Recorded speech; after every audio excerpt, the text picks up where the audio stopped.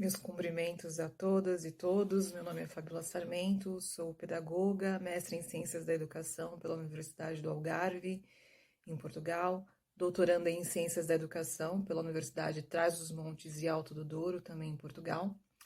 É sempre muito satisfatório ter a oportunidade de fazer o intercâmbio, né, de experiências, de conhecer novas pesquisas. Essa troca é um espaço riquíssimo. Acho que essa sempre será a minha maior motivação de participar de um evento como este. Porém, eu não posso deixar aqui de comentar sobre a forma com que foi feita, realizada a chamada sobre essa edição do Simpósio de Ensino Tecnológico do Amazonas 2022. As trilhas, os respectivos rios que foram assim nomeados para cada eixo temático trouxe a minha especial atenção pela forma criativa que foi organizada e uma bela homenagem para o Amazonas. Sendo assim, o artigo científico que apresentarei se enquadra na trilha Rio Juruá, que corresponde ao eixo temático Formação Contínua de Professores.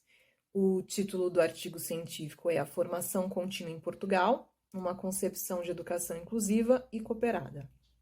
O principal objetivo dessa pesquisa, desse estudo, foi suscitar reflexões sobre o processo de formação docente, em especial sobre a formação contínua em Portugal, nessa perspectiva da educação inclusiva e na concepção da formação cooperada. Optou-se por uma abordagem de natureza qualitativa, em particular pela revisão bibliográfica do caso português, uma vez que a nossa intenção é analisar a realidade específica, né? Uma das estratégias que foram utilizadas para esse estudo foi a multiplicidade de estudos, tanto nacionais quanto internacionais, bem como aí análise de alguns documentos oficiais, especialmente sobre o sistema de ordenamento jurídico de Portugal sobre a formação contínua. Sobre os resultados, né? A literatura revela um modelo de formação fragmentado, que apesar das últimas décadas terem identificado alguns avanços significativos, especialmente após a publicação aí da Lei de Bases do Sistema Educativo, do Decreto-Lei 46/86, na sequência, houve a publicação de mais um decreto-lei, o 344/89, que define, de fato, um ordenamento jurídico próprio para a formação contínua e que torna obrigatória a formação contínua dos professores, assim como a acreditação das ações formativas.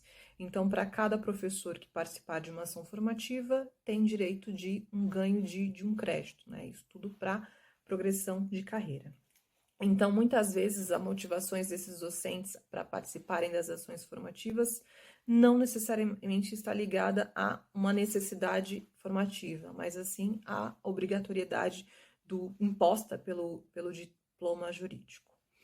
Esses mesmos estudos revelam também essa visão distorcida sobre a formação contínua, porque ela é associada a esse acúmulo de créditos, então eu faço mais formações para progredir na carreira, ao invés, né, de suprir as lacunas da formação contínua, desvirtuando mais uma vez o propósito real da formação contínua. Mais recentemente, em 2014, né, a educação inclusiva foi incluída aí no sistema de ordenamento jurídico como a área prioritária de formação dos professores, aí revelando uma preocupação por parte do governo em formar os professores para a educação inclusiva. Então, pelo que foi exposto, torna-se pertinente refletir sobre esse modelo de formação, pois as necessidades formativas e a individualidade no percurso formativo de cada professor são elementos cruciais para o desenvolvimento docente. Não faz sentido desvirtuar o real propósito da formação contínua e associar qualquer outro elemento que não seja a própria necessidade formativa de cada educador. Sendo assim, né, e os próprios estudos apontam que o modelo de formação cooperada reúne aí características que atendam de fato a todos, né? Pelo próprio isoformismo pedagógico, que consiste aí em experienciar por meio da necessidade formativa do professor no processo da própria formação e pela essa preocupação constante da inovação pedagógica, da inovação progressiva, enfim.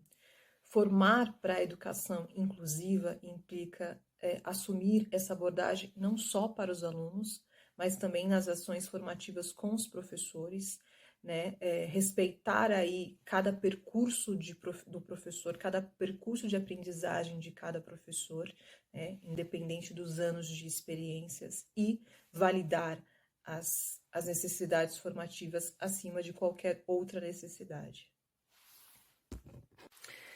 Sobre as limitações do estudo, estão associadas ao seu próprio design, ao seu próprio modelo, né, pela própria característica do caso em si, portanto, não é possível generalizar os resultados, né, não é possível fazer a generalização.